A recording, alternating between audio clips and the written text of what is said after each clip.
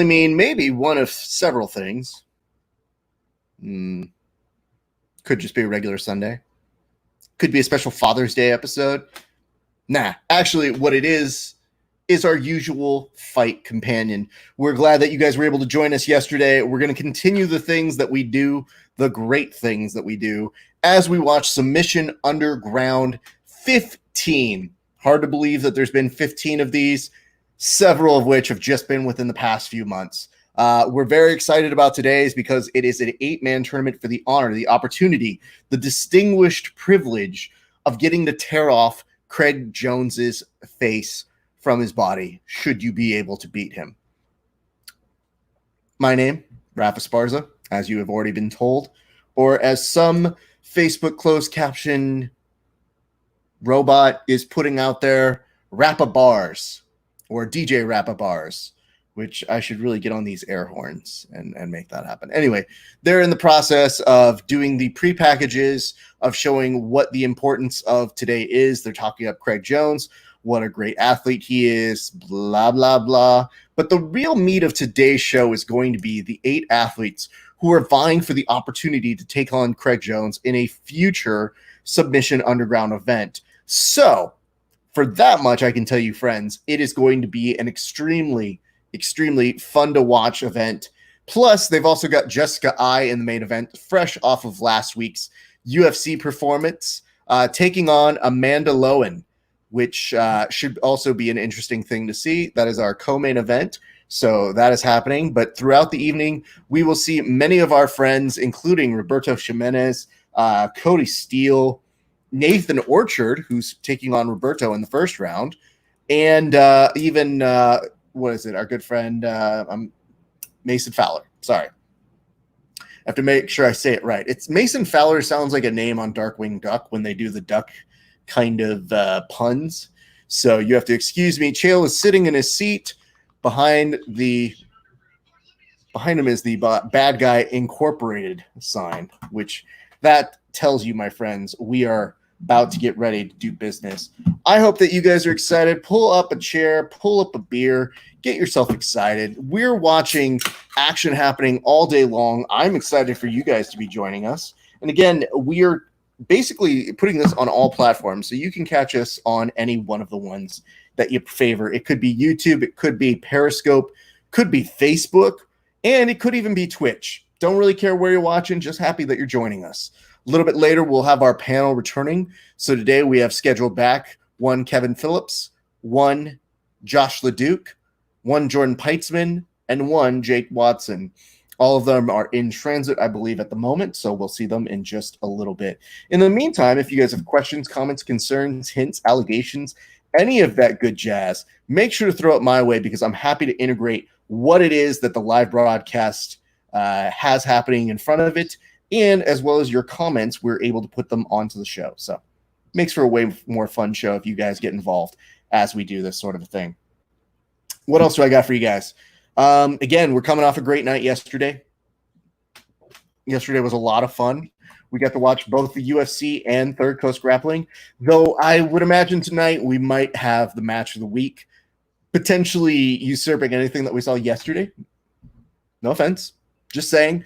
The first match between Nathan Orchard and Roberto Jimenez is something that I have been eagerly anticipating, and I think you guys might be too. So hit me in your comment section. Tell me what you guys think. We love hearing what you guys are feeling and, responding in real time, because not other shows really do that. They might say they do it, but they don't. For the most part, they hate you guys being listeners. So they always tell me in person, they're like, hey, Raph, they should listen to you and not to us because, man, we hate audiences. So just thought I'd throw that your guys' way. What else should I let you guys know? If you guys are watching on Twitter, aka Periscope, hit us up there. We're going to be doing our best to keep an eye and ear out on that as well. Of course, we are going to be watching throughout the evening. There are a lot of matches that are coming up.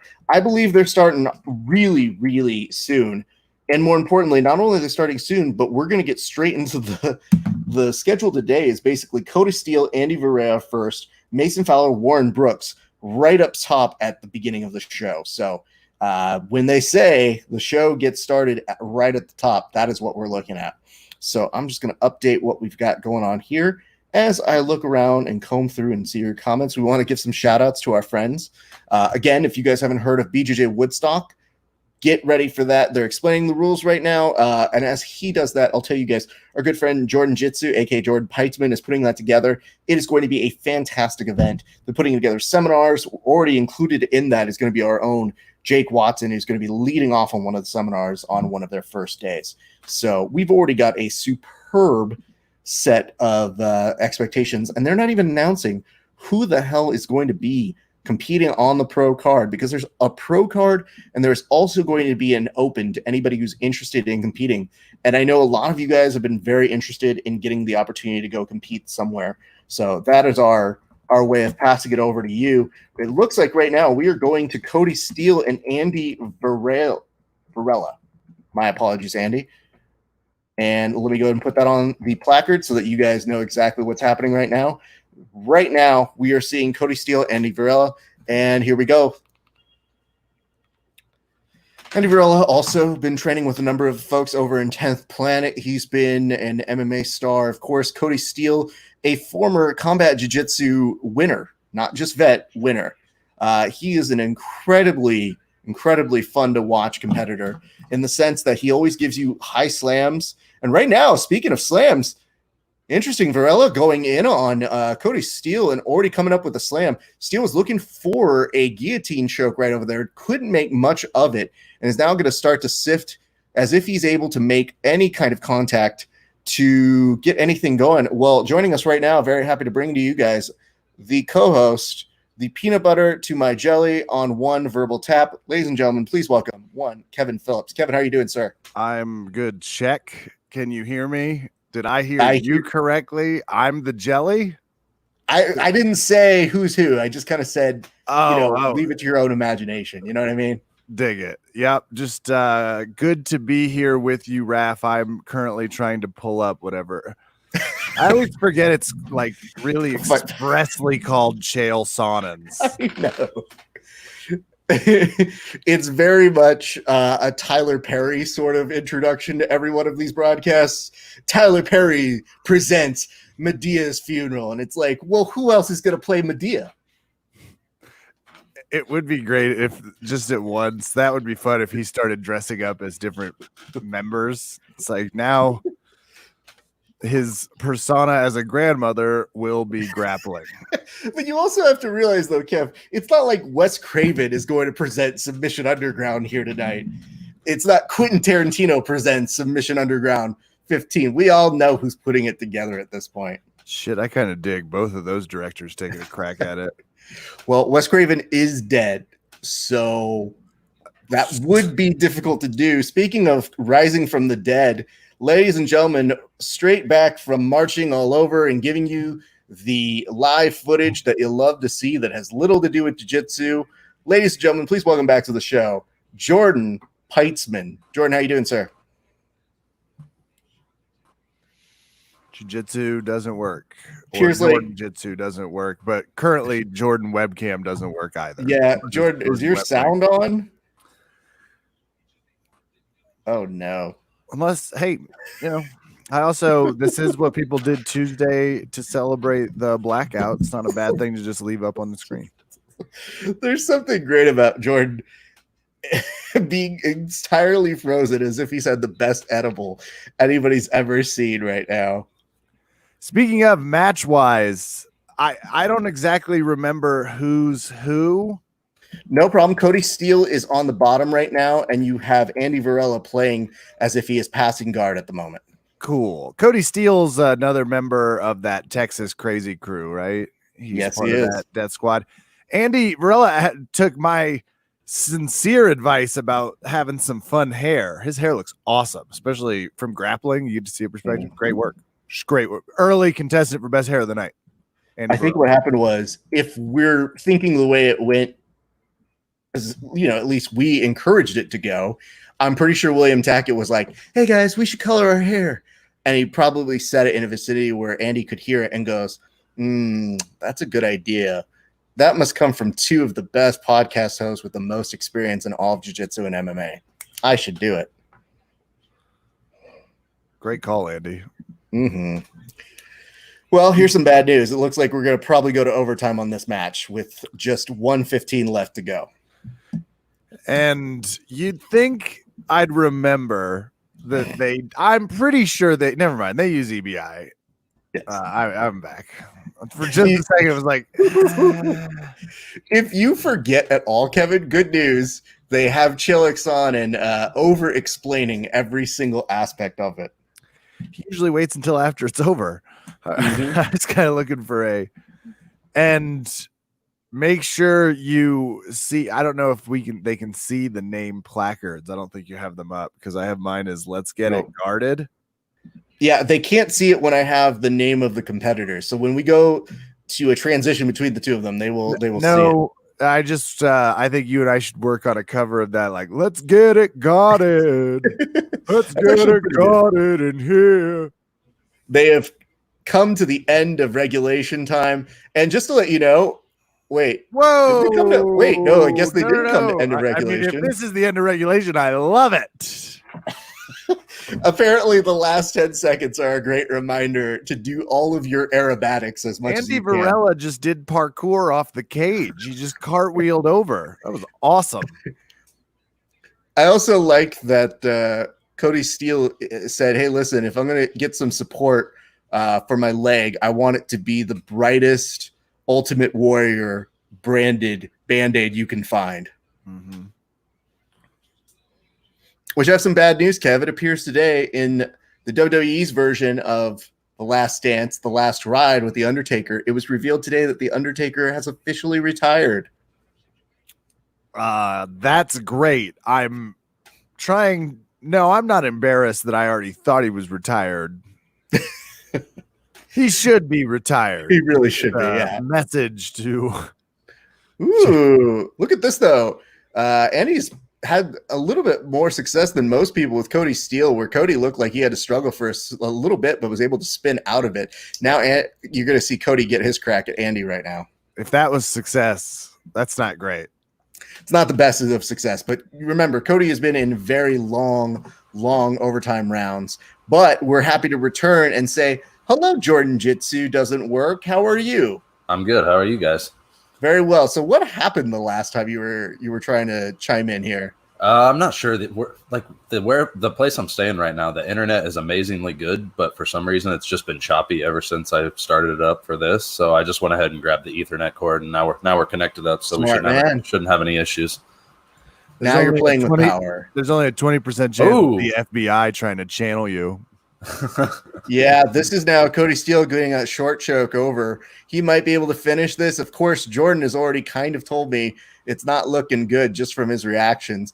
Cody is. I was a little bit behind. I watched where he jumped off the cage. So you got to catch up. That Ethernet cable could be better. Go ahead, Kevin. Parkour. I'm going to mute my cam so I don't make the audience dizzy, but I'm just going to move mine around a little bit. I'll be here in sound, thinking about you all for just 1 second. No problem. Go do your thing, Kevin. I'm all good. I don't want Cody Steele on my back. This is God speaking. It's very funny to see Kevin turn into submission grappling ghost now. Cody is working overtime for this, and it does look like he will get it, my friend. Unfortunately, I hate to be the bearer of bad news for you, Jordan, but Cody will end up getting the rear naked choke in overtime right now. I'm up to speed now. I just had to go live. It paused when I was messing up earlier, but nice. I made a little money on that one. Well, you and a man Keller who says, I got Steele on this one. I like Andy, but Cody on a roll. Yes, he on roll, and he continued that roll now. So congratulations to Cody Steele. We are getting excited for the next match, though. That really doesn't necessitate a cheers, though, because it was overtime. So my apologies, Cody. Unfortunately, we will not be giving you a cheers. Poor Cody. It gets really sad when you know the people, and they know that these things are coming now, because I'm getting notes of people who said, hey, you haven't put up my cheers yet. And I was like, chill the fuck out, dude. Who's that? Oh, I won't name names. Won't name names? I will tell you, they are top of the card rather than bottom of the card, because bottom of the card has no idea who the fuck we are sometimes. Can And I I'm like, send Shale a lamp? He is very dark. not only dark, but look how sweat drenched he is right now. I hear him there. Our AC doesn't appear to be working as crystally as it should be. So by the end of it, I'm going to look like him, especially if I don't turn a light on. It's unfortunate. So anyway, you got to see a little bit of the parkour action. They're probably going to make the movement fast and furious. So as that happens, I'm going to take this out so you can see. Let's get it guarded. Good work there, Kevin. Let's get it guarded. Good news on that front, Kev. In here. It appears that Fergie Ferg is no longer with the Black Eyed Peas right now. They have released 2 albums without her. Ooh, I'm surprised I didn't get a call to fill in for her like I did on their 07 tour. I was busy, but it was nice to get the call. Do you know the funniest part is being there live when they introduced Fergie for the first time at Coachella, and they go, "It's the Black Eyed Peas," and I was like, "Oh, I'm excited. I've never seen them live." And hey guys, we're introducing our new band member, Fergie. I'm out. Bye everybody. It's been a good run. I love Fergie, but what she still has one of my favorite comedy moments. If you're upset, people should be more upset about the way she sang the national anthem than most things regarding the national anthem. Sure. This one was particularly. It wasn't like it was malicious. It was bad. Yeah, no, it's one of the worst renditions anybody has ever heard or seen. I will tell you this. So as a reminder to those of you who are watching the show, we will give you a cheers on air if you give us a like and a share on this broadcast. So we got some likes. We're just going to do a quick little grab bag of cheers to Margaret Colton Watson, Amanda Keller, and Gabe Ankavanko. I'm not going to pronounce it right. You know that, Gabe. You watch these enough. Cheers to you guys. Thank you very much. Gabe's like, yeah, I also went to school and have, just lived my life. So I'm quite aware no one's going to pronounce my last name correctly. But Gabe, fun fact, also was part of the rumored inventors of the internet. I forgot the other 2 names, but I'm pretty sure Margaret was a deep sea explorer. Interesting. Around the time Titanic guy was. She just didn't get the credit, she didn't make a doc about it. And that third person probably is a great quilter. That's all I got, Ralph. Very good. This is great so far, Kev. Cheers indeed to everybody there. See, listen, this is why you participate, because then you get these things from Kevin. Put it on your put it on your voicemail. Jordan, how's it going living out a Wayne's World fantasy? A Wayne's World fantasy? Have you seen Wayne's World 2? I have not, no. Oh my God. You're doing Wayne's World 2. They essentially hold their own version of Woodstock called Wayne Stock. It's gonna touch you in a way that movie wouldn't normally. But now that I've missed because you're youthful and not caught up on your 90s SNL sequels, I'll just ask, how's BJJ Woodstock coming along, sir? Amazing, man. I couldn't be happier with how everything's like coming together and just the reception from all the fans and everything. I'm overwhelmed. It's awesome. August 20th through the 22nd. You will have 21st through the 23rd. 21st through the 23rd. You will have to Google where Des Moines is. It's in a place called Iowa. That is a real state for those of you on the East Coast and West Coast. This is not some sort of trap, I don't think. We do have electricity and internet. So we're fine. Hey, it looks like we're already in the cage for Brooks versus Fowler. So everybody, pay attention. Mason Fowler early on the card. Where UFC Fight Pass? Where are they again? Why they look like they're basically in the same place the UFC was? Ooh, Mason is coming with a vengeance. I think he might already be in on a rear naked choke. Except, oh no, you're seeing Brooks turn bright red right now. Mason Fowler, as he adjusts over to start to get a little bit more of the back control. Jordan, you are not happy with this. What is making you uncomfortable at the moment? I was just not necessarily not happy. I was just impressed at how quickly he was able to take the back. I thought he was going to go right into the rear naked choke and get the finish immediately, but Brooks is doing a good job of not having a neck, which is advantageous in this position. Absolutely. Like those Kent Peters spats and shorts. He's also done a really good job preventing the body triangle through. Yeah. That was some pre-work. That's not just what he's doing in the match. That was nicely done by him to plan physique-wise to make sure he couldn't be body triangle. I mean, Mason Fowler also, I don't know if I have to see the replay on this, but it looked like he just swatted him down. Like there was no takedown. It was just go down. It's an easy snap down, spin to the back. Just how I teach it in kids class. He's digging under that chin, and this isn't exactly 100% a rear naked choke as much as it's going to be an ow. Just a fuck your face. Yeah, pretty much, dude. And I think Mason is kind of like, listen, dude, we can do this one of two ways. The nice way is where it gently goes underneath your chin, or the angry way is where I battle and punch throat your face until you give me what I want. Chins up, Brooks. You've got this, buddy. Oh, God. Oh, yay. He turned over into a guard. He got it guarded. Way to go. Oh, this is sad. Okay. This is not a fun match. This looks like what happens when I talk too much shit on the black belt. This is like all terrible in the sense that, like, I think Mason is just going through a bingo checklist of submissions right now. That would be effing awesome if they had a. That's what jiu-jitsu is missing. In baseball, you have a hit for the cycle, and baseball's gone. So grappling should have like, if you can hit these 5 positions, you get the decision. I'm gonna do a bonus for that at BJJ Woodstock. Grappling bingo. Yeah. That's actually a really, really good idea. There's like a cash bonus if you're able to pull out 5 moves. We started tag team jiu-jitsu. We've got a lot of good ideas. They're just sadly come out machine gun with all the other ideas. Maybe. Yeah. I'll give you credit for that one. I'll make you the official sponsor without contributing any money. We'll work on our bingo categories too to submit. Yeah. We're a full service sponsor.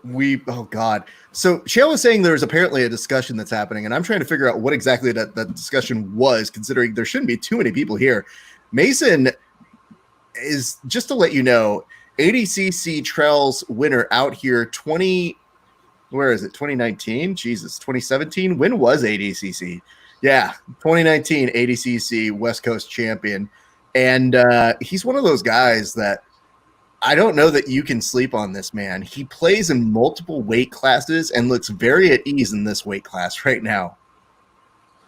Yeah, I think he's one of the favorites to win this whole thing. And we obviously saw his match at ADCC. He had some points against Craig Jones that I thought should have been scored, but they were not. Is this the tournament?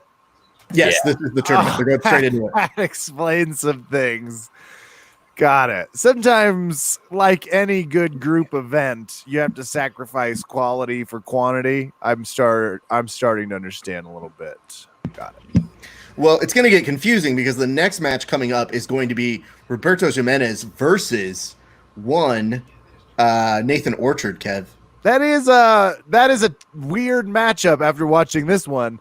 Where's Mason train out of? Where's Mason Fowler out of? I believe he's Cowetera, up north here in California. Ooh. Very fun story about him. When he won the trials down here in Burbank, he basically had to drive back up immediately because he had to teach a private that next day. So when I was like, what'd you do to celebrate? He's like, nothing. I got in the car and I drove. I had like a slice of pizza, but I had to go teach a private at like 6 a.m. and it takes forever to drive up there. How long of a drive is that? It's a long drive, Jordan. I've only flown that before. 6 hours? Yeeks. 8 hours? No, I'm asking. I think it's in the more region of, I believe, 8+, Kev. Because I would also think California being the lovely state it is, you have to factor in other people. Absolutely. I would also like to point out at that particular West Coast trials, it was the biggest shit show anybody's ever seen for a trials. So everybody was exhausted. Now it does look like Brooks is going to get his first opportunity to go ahead and try and submit Mason Fowler, and it does not go well. Yikes. This is one of those matches that it upsets me. It goes to overtime. Same. I don't need overtime for every single match. Kev, what do you think? Should we do a 2/3 upvote if we go to overtime? Couldn't agree more. Well, where's Chael? Is he not sitting in an emperor's chair already? He can't give us thumbs up, thumbs down. Like Mason wins. I think that Chael does this thing where he just goes, "Hey man, it's the rules are out of my control. I don't know. I'm just in a chair. I'm retired, guys."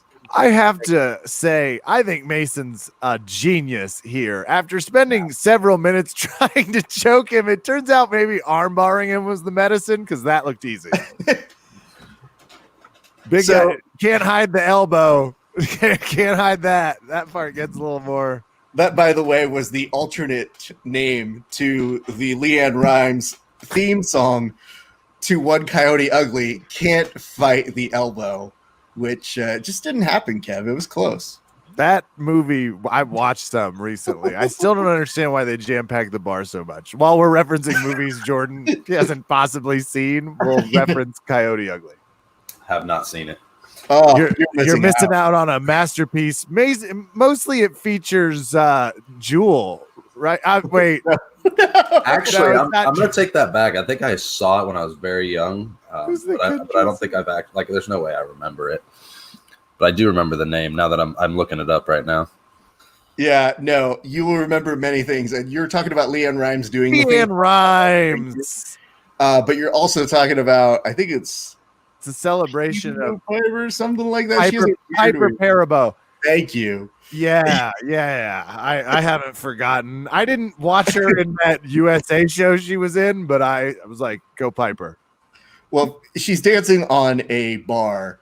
I think that's a way bigger inclination to watch a movie than a USA series. I will also tell you that Tyra Banks is credited as being the law because she wants to go to law school. She does leave to go to law school. Absolutely.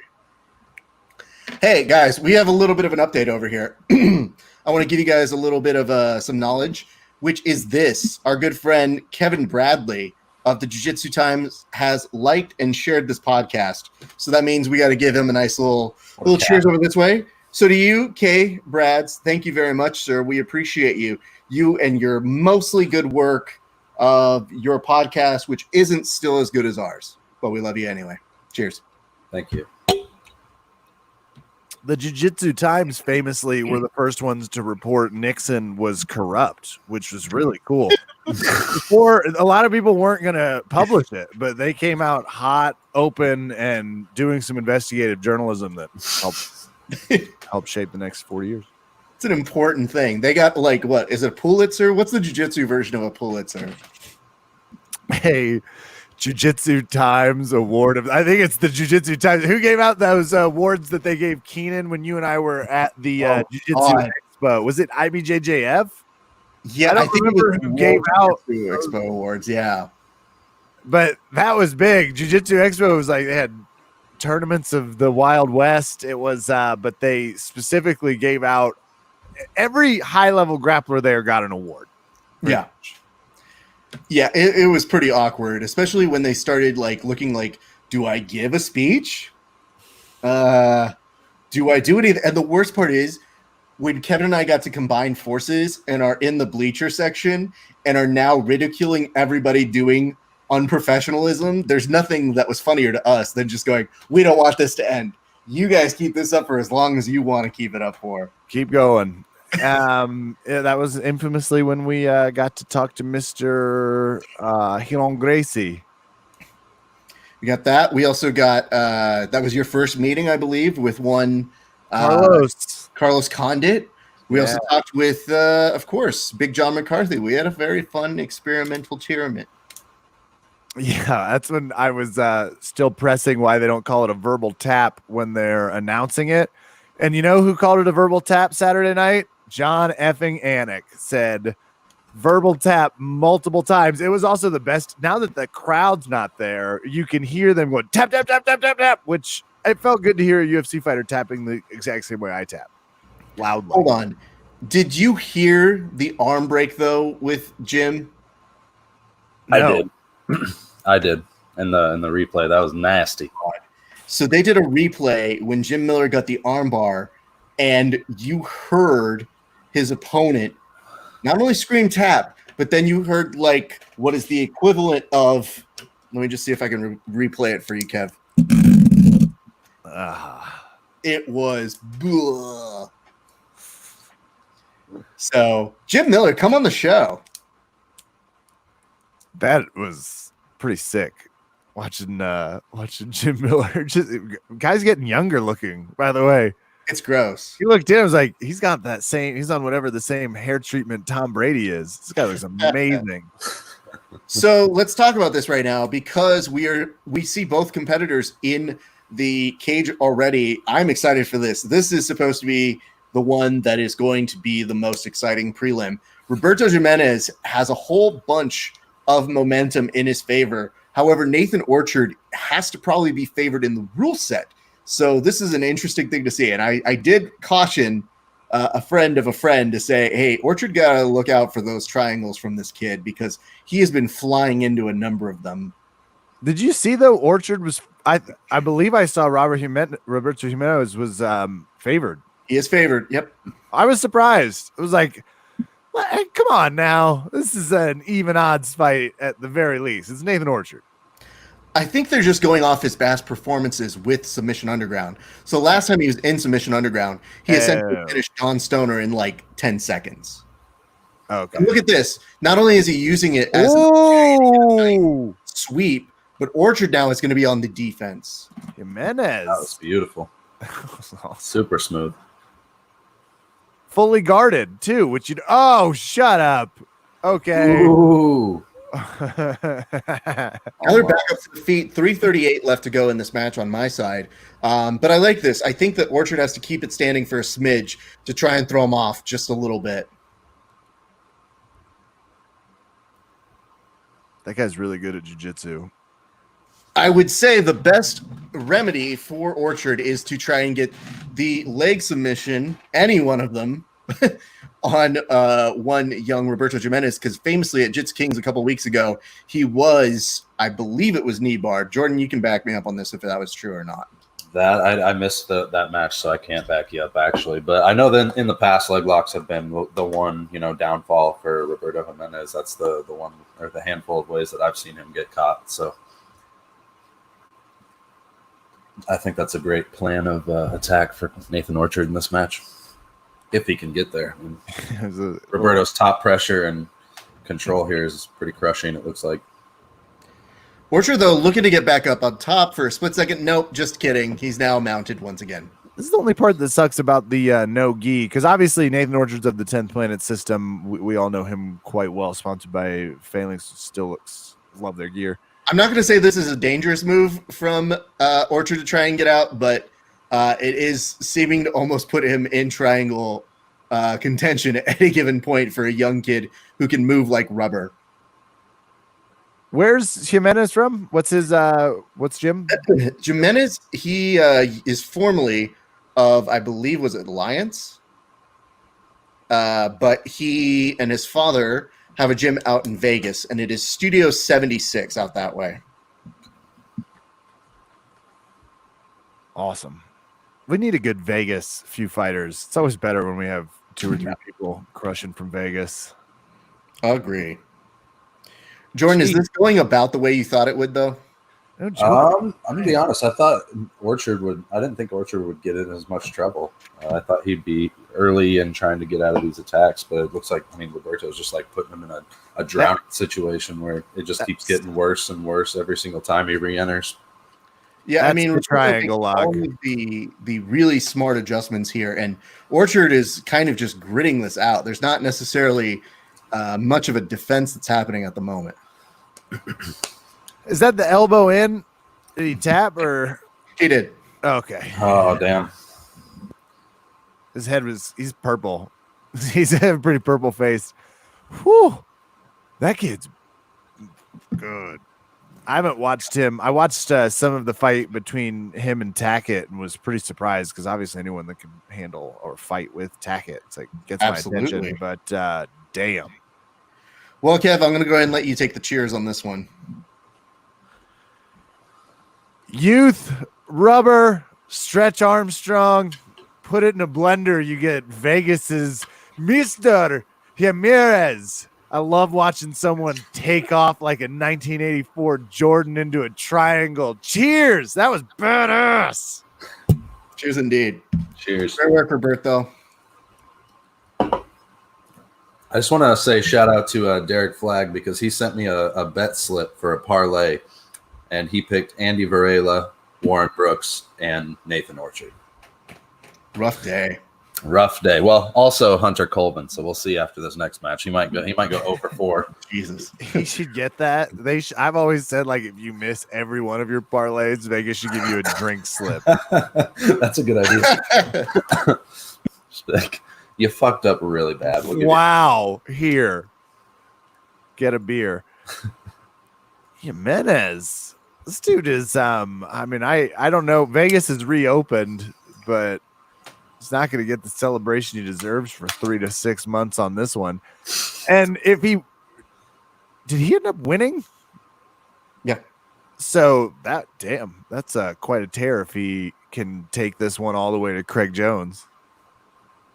Just a reminder, the winner gets Craig Jones, who's dangling above this cage naked in a glass case. They won't show it or give him the microphone that we'd like them to, but he's up there and it's gross. I'm so glad that Craig Jones has entered like Jesus status. You can't see him, but he's up there, guys. Trust me. Well, Jordan, the winner of this gets a shot at Craig Jones. It only made sense to me that like a cage match, they just dangle him above it. Like, there's your reward. Now get out there. The winner gets like a ladder at the end with a key. That'd be a great promotional tool. You could just cut to him every once in a while and show him up in the glass cage, just waiting for his future opponent. Yes. Just stretching it out, having a Krager. He probably takes a nap during like 3 of the matches. This one might be one of those expensive ideas that's in fact not worth it at all, but I'm in. I'm actually, you got a note that said your parlay. I'm texting the person who was like, remember when I said orchard, triangles, be careful? You said that to somebody or someone said that to you? I said, listen. No, I said that to somebody, and I said, listen, it's going to be Roberto hitting these triangles. That has been his main source. And my friend was like, blah. And I go, I'm watching enough of these to know what the kid likes. And he was setting it up multiple times. It wasn't like there was different avenues he was going towards. It was a continuous progression toward hitting a triangle. So I'm like, bro, just saying. I wish we could do prop bets for jiu-jitsu. We'd be killing it on Submission Underground. I would not be, but I will definitely start betting Roberto Jimenez for the triangle win. Because that, when people hunt it, and I do love, we were in a text thread where Josh was like, don't get guillotined to Jake right before he fought John Combs. And then sure enough, got guillotined, because that's what happens when you fight John Combs. You start feeling his shin bone and his anger, and you're just like, fine, take my neck. This is good. Is this like his? Is that what Roberto goes for? Because it looked like that. It looked like someone attacking their really favorite position. Those are my favorite grapplers, when someone just relentlessly goes for it. I think in Nogi, that is a pretty big part of his game from what I've seen. Yeah, I think it's one of the things that you see with Roberto is he just kind of recognizes his body understands that, like, yeah, he could probably hit that easier than some other moves. Kev, can you do me a favor? You're going to go ahead and take lead control here for a split second while I talk to one of our kids who doesn't do his research or homework. Yep. I'm still sober, so I'm uniquely qualified to currently handle that. But Jordan, I'm already excited to see what you're booking. And as I say that, I was about to start filler time. Hunter Colvin's fighting. And Hunter Colvin and Mr. Adam Bradley. This is actually a rematch from Subspectrum last year. These two guys faced off on our show. Ooh, who won? Hunter Colvin, I believe, in overtime. It was either a mount or a back take in the sudden death overtime to win. It was a really, really great back and forth match. So I'm excited to see. I know Adam wanted to get this one back, and we had maybe potentially talked about doing it at BJJ Woodstock, but then they got matched up in the first round here. So I'm just kind of watching things play out this weekend, and there's a handful of guys in this bracket that I would really like to have on the card. Adam's one of them. Cody Steele's definitely probably going to be on the card. Oh. Yeah. Okay. As Hunter Colvin body slams him, by the way. Yeah, and Adam's holding on to a guillotine. He must think he actually has something there because, I mean, he's a pretty smart grappler. I wouldn't see him just holding on. Well, okay, now he's hip escaping out and just looking to get his guard back. But I like that head control when I've got a wrestler. I don't mind having I don't like my arm stuck in there because I've certainly had some instructors take some fun liberties, but oh yeah. This is always impressive to me when you can re-guard on Hunter Colvin. You get some respect points from me already. Yeah, especially while he was like kind of crammed up against the cage there. That was pretty good. And I know Hunter was I know he trains MMA. I have no idea if he started that fighting process, but I'd imagine he's a little bit more comfortable in the cage going for his patented. I'm going to arm Kimura triangle you somewhere. Ooh.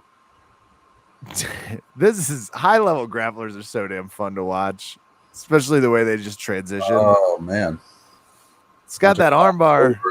Yeah, well, you don't see a lot of King's gear lately. It's been a while. Yeah, I know it's a company that's supported Adam here for quite a while now, so he's been with them. I dig it. I still like it, and yeah. And he's also got that Electrum Performance logo on there. That's like their strength and conditioning company, and that he helps be a part of, and they do all the strength and conditioning for all the athletes at Atos. Oh, really? Mm-hmm. Oh, damn. A place kind of known for its fitness. Just a Scotch. Just a Scotch if you are a YouTuber of Atos anything, and I am from way back. Nice escape by Adam. He looked like he was in some trouble there, but he was able to get Hunter stacked up on his neck and relieve the pressure enough to get the arm out. That was good. So is he out of San Diego then, Adam? Yeah, Adam, he's a instructor at Atos. He teaches like their 6 a.m. classes. He's a brown belt under Andre. I know he was originally from the East Coast. I think New Hampshire, maybe. A fellow brown belt. Ayo. Yeah, that's really weird to say, but yeah, fellow brown belt. And so far, this is pretty Hunter. Oh, and I do see Hunter Colvin 2-0 in MMA, by the way. Yeah, he just kickstarted his MMA career, I think, within the last year, and it's been pretty successful. As I'm mentioning, has he done that? Yes, he has. Ooh, Adamson on the leg here. Oh, this is a fun transition, too, because he needs to do something. Minute 30 here. I guess it doesn't matter. It's going to go unless he can submit him, but. Oh, nice. Hunter did a good job of fighting that outside foot before it came in for the reap. I love these matches in the sense that now this is one that should absolutely go to overtime. This one I'd give the thumbs up to because with a minute 10 resetting, nobody's in a big amount of danger. I think the closest was when Hunter was near the head, but I think we got a few. Oh, yeah. Oh, nice. Almost enters in on that far side leg, but Hunter did a good job again of keeping that foot off the hip. See him peeling the toes. An Oklahoma guy. Those Midwest Hunter is, by the way. I'm just claiming. Dude, he's like one of the few people that I rolled with, and I just felt completely fucking hopeless. It was right after competing, and it was like 90 degrees, and we'd been rolling for like an hour and a half before I rolled with him. But like that's no excuse. Like his pressure, like it just hit his slow, methodical approach to his guard passing and everything. I've never felt quite so hopeless. All right, you guys fill me in. What exactly have I missed here? What has been the story of this match? It's been an exciting match, back and forth. Hunter's controlled positionally, but Adams had some nice entries into the legs and stuff. But mostly Hunter at this point. He kind of gave up the bottom position here, and now Adams the side control. Nothing terribly close, but this is definitely a thumbs up from Joaquin Phoenix and myself for an overtime. This one gets it. I want to see this overtime. And I never know what that. Okay. That means Hunter gets to pick first. Yeah, so maybe if Adam wins this one, maybe we'll do the third one at Subspectrum. We get the first and the third one, and Submission Underground can have the second. I like that now you have a dog in this fight. You're like, actually, now that I think about it, this could work great for me. Well, there are other matchups from people on this card, because Adam's somebody who will probably definitely be on the card. Cody will definitely be on the card. Oh, foot to face. Is that legal? Is that legal? Oh, yeah. Oh. It might be legal. I don't like it. I do not like it. That would make me really, someone trying to like finger toe my eye basically is not my idea of a good time. Oh, nice entry into the triangle potentially. Yeah. Well, he doesn't have quite the angle to finish the choke, but he might. I don't know. He was close though. Beast worked by 100 though. That was dangerous, dude. I'm glad I do not have to toast this one if he wins. I didn't enjoy the toe factor. Yeah, when the toes start drawing a picture on someone's face, I think that's when we all draw our limits. It's like you're not allowed to poke people in the eye with any of your digits. I think that should qualify. Ooh, look at that choke, though. I think Hunter's got it. Oh, shit. If he doesn't, he's going to break his back. I was like, we can call it a choke. We can call it a back crank. We can call it a neck crank. We can call it a chin, whatever you want. So we got one right. Look at that, Jordan. Great match. He did. 1 for 4, Mr. Derek Flagg. Does it count? Does it finish that way in regulation? I guess so. Winner of the match is winner of the match. Yeah, we're still not cheersing that. The only cheers so far has been to Roberto. And already, if we're looking at what's coming up next, we're looking at what? It's going to be Cody versus Mason, which will be a great match. Then it's going to be Roberto versus Hunter. Yeah, actually, so far, this tournament stuff, this is a good little tournament for them, and their next round is going to be awesome. Yeah. So let me go ahead and do some filling in for you guys just in terms of intel. So they did the first round, then we're going to go to the semi of the A side. So that means we will see Mason and Steele going up first. Very nice. That's going to be an interesting match. Is that basically the whole card, the tournament, and then Craig? There's like a couple super fights. There's going to be in between the semifinals and the finals. It'll be Jessica I taking on Amanda Lowen, and then Gabriel Checco versus Darling Craig Jones. Darling. So let me see if you guys have questions, comments, concerns, hits, allegations. Toast to you, Michael Ochoa. Thank you very much. Appreciate you watching. However, we will say you will get a actual toast if you like and share this video. So you get the entry level if you just give us a like. But if you want us to say nice things about you and Kevin to elaborate part of your history that maybe you didn't even know, yeah, then that's what you get. Kevin's like a new version of like doing the Who Do You Think You Are show. He is a genetic detective here, people. I am obsessed with that show, as you are already aware. And I will not take that title lightly. The work CC does to solve cold cases and get answers to family members. So you can find it Tuesday evenings on ABC. Or on my DVR, The Genetic Detective. Sorry, what was the question? It was something about the fights, probably. I just love the fact that Kelly also is into it. And anytime I roll my eyes, because the action on that show was always, So So then I got on my computer and I went blah, blah, blah, blah, blah. Yeah, they're Ooh. really making a meal out of it visually for what's not a very visual process. But by episode 3, they figured some things out and just stopped showing her on a boat, which was helpful. Which, by the way, is pretty hilarious to be like, and then I got on a boat. If you like this shot, don't worry, it doesn't change for 10 minutes.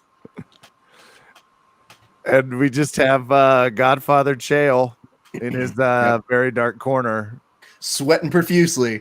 Like, this is Chael. I think Chael's, it looks like he's cutting weight for a fight right now. That's how much he's sweating. He does have a sweatshirt on, so you wonder, but it's one of the thin ones. Looks good. Yeah. Looks good. Good glow. I am extremely curious if Craig Jones has a good fight tonight for the following reason. Very mixed track record with Submission Underground. Some people want to fight him, some people do not. Hey, Kev, does this count if Jordan himself has shared the video and liked it? Absolutely. Sir, all yours. Hey, normally a mustache on a guy can send you headed towards a website. There's a trust in your face, in your stash, in your cause that gives the rest of us inspiration and not that off-putting feeling. So you, sir, are like a 1970s mustache wearer, the kind we trust. To Jordan. Thank you, Kevin. Jordan, I do have to ask a follow-up here. Did you share just for the intention of getting a cheers at your expense? No, not at all. I just like to let people know what I'm doing and let them tune in, and I'll probably plug some things, so they get to hear that. Well, easy. It's not QVC. We'll let you plug Woodstock and maybe a little bit of your podcast, but after that, we're cutting it because guess what, guys? We are going to our next match right now. It is Cody Steele versus Mason Fowler. You got Mason Fowler, ADCC vet, who questionably beat Craig Jones. That would be a very fun narrative. And then you've got the young up-and-coming Cody Steele, a combat jiu-jitsu winner and somebody who always gives you great slams and matches. And for those looking to hear more about BJJ Woodstock, catch me on the Jiu-Jitsu Times podcast tomorrow at 2:30 p.m. Boring. Kevin Bradley. The weird part about it is you don't have to ever plug going on our show because we just let you talk about it here. So that's how much better we are. Omar French asks, so who you got? I tried to have Roberto versus Hunter match for so long, and I believe that was where he used to host events. God, the name of it, I'm so sorry, Omar, but you had a really cool looking one that I always was like, damn, that looks really fun. This is a great match so far. This has been good. Submission Underground. Nice work. Sug 15. Well, good news. We're going to be able to bring him on very quickly. Him being a man who competed yesterday at the Kumite and Battle My Crew. Thank you very much, Omar Fretch. So right as we bring you on, young Jake Watson, the question goes straight to you, which is, who do you got winning this whole thing now? Because we've got Cody Steele versus Mason Fowler, and then in the other semis bracket, we will have Roberto Jimenez versus Hunter Colvin. Who takes this thing? I think Colvin. I think that Orchard was really the guy, and he's out. But I think Colvin is going to be – I don't think Roberto is going to run through Colvin. Colvin's heavy, and he's got a really solid solid fundamental game. He's not like – he's like IBJJF just like Roberto is. I think Roberto is going to punch himself out in this tournament like he did in Kumite. That's one of the things Roberto does a lot. That's my prediction.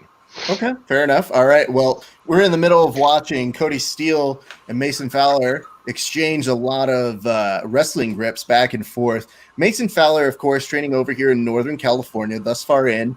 Do you have a pick here, Jordan? Do you have somebody who's going to edge out, and do you see it going to overtime?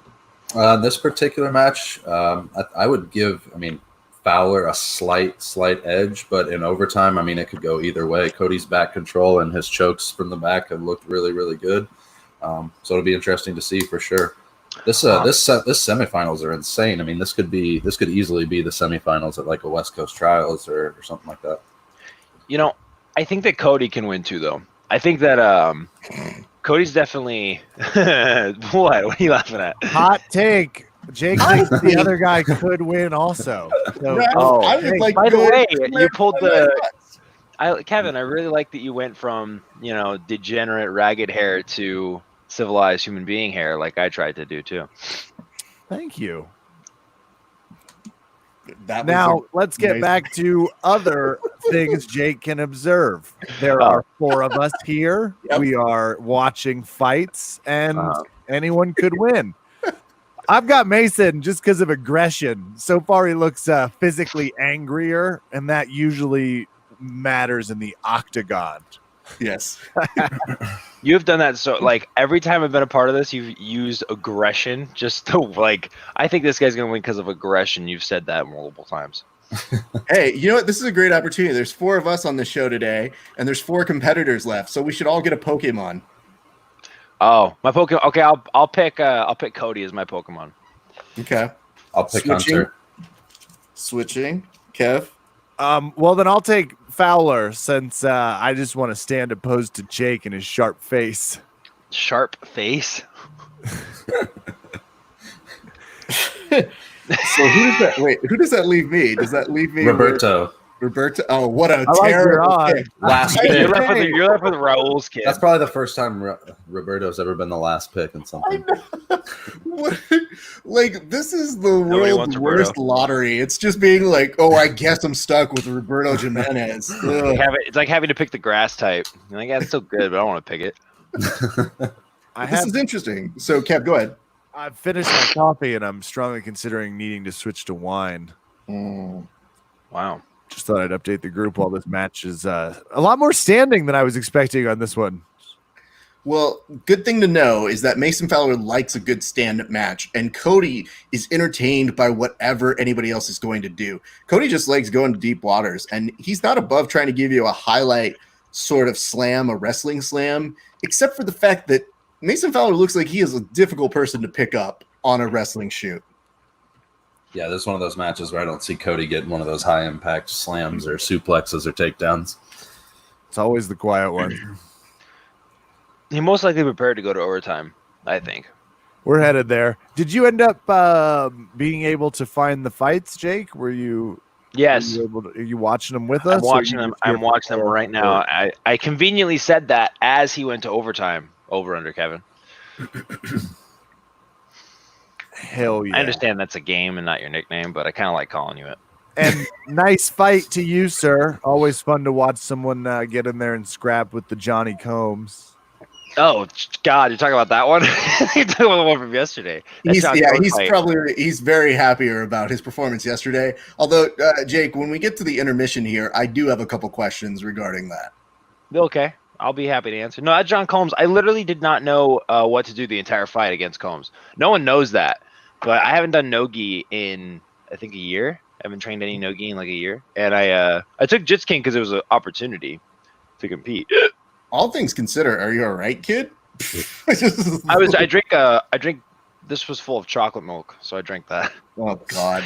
I thought it wasn't going to get younger, but then it did. And it was Nesquik. I'm gonna guess you haven't seen Wayne's World 2 either. That's a callback to earlier in the show. If you were here and knew that, I'm sorry, guys. But I was right. He has not seen that movie. Yeah. There was no immediate defense onto that. Ooh, look at this though. Mason Fowler in on a rear naked choke. He might have this on Cody, dude. It's Tapsies. Hey. Tapsies. No, Cody's fine. No. Cody's right. Now it's Tapsies. Uh-oh. Yeah, that's not great. Cody was almost able to refight that again. You got it. Mason Fowler in the final. Oh, it's tough to be this right this fast into Jake's Nesquik joining of the conference call, but Nesquik joining. Color me 2 scoops right. Bam. Hey, okay, let's talk a little bit about your match with Combs because it was good. You actually look more like you knew what you were doing than most people do when they're rolling with him. He's a hard roll, dude, because most people don't understand how strong he is, period. Plus, the way that he does tend to pass is difficult to do. I thought you guys had a good body type matchup because sometimes he just gets away with shit with me where I'm like, I just can't block this tall person pushing me around. But I was excited. I thought you guys did a great match. And I actually thought for a split second you had an exit out of a guillotine. I thought that, and that's a rare thing because that thing clamps on fast and fucking hurts.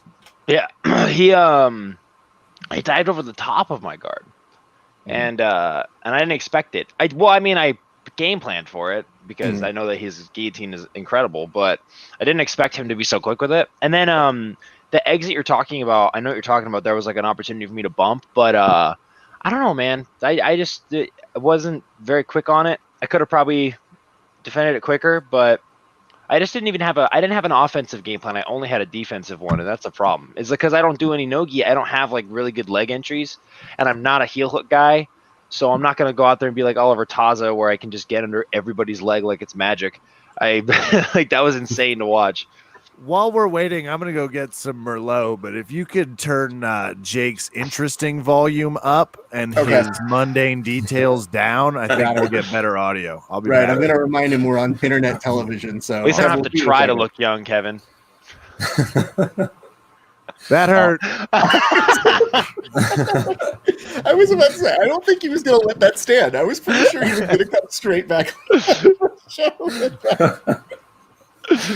Okay, so here's the question to you. So what the fuck is the point system for Third Coast Grappling? Because I saw toward the end, your opponent, Philippe Andrew, had like 3 points. And then they were like, just kidding. And I go, did Jake cash in like a briefcase or something? Like, does he get an extra opportunity? And then it goes to overtime. And then at the end of overtime, it's supposed to be a golden point situation. So how do those points work? So, first of all, I have argued with Ryan McGuire over his rule set being ineffective a couple times, but like, he's pretty passionate about his rule set. It's just, it's okay. You go to overtime if you don't score 11 points or submit. So you can be winning 9-0 and it's going to overtime. So I got my guard pass and I knew that rule and I was like, whatever, I'm just going to chill out. There's like a minute left. Why am I going to overcommit on an escape? Because I feel like, okay, what is he going to choose? He's going to choose either close guard top, close guard bottom, or standing. So I was like, if he chooses standing, I'm going to pull. If he chooses close guard top, I'm in my close guard. I might as well just prepare for him to, to go to close guard bottom. And he did. And I knew going into the fight that it's not out of the realm of possibility that Philippe Andrew does something that scores points on me. You know what I mean? Right. So the game plan was basically like, okay, we're going to go to overtime unless I get like a big submission, a big opportunity to submit him. And then that happened. And then that's why they took the points away, is because in overtime it doesn't matter. So it is a weird rule set. I think that if you're winning by if you want to make a rule set where points don't matter, then you can't have that big of a spread of points at a high level competition. Well, here's the reason why. To me, it's like watching the NFL and saying like, oh, the Patriots are ahead by 9.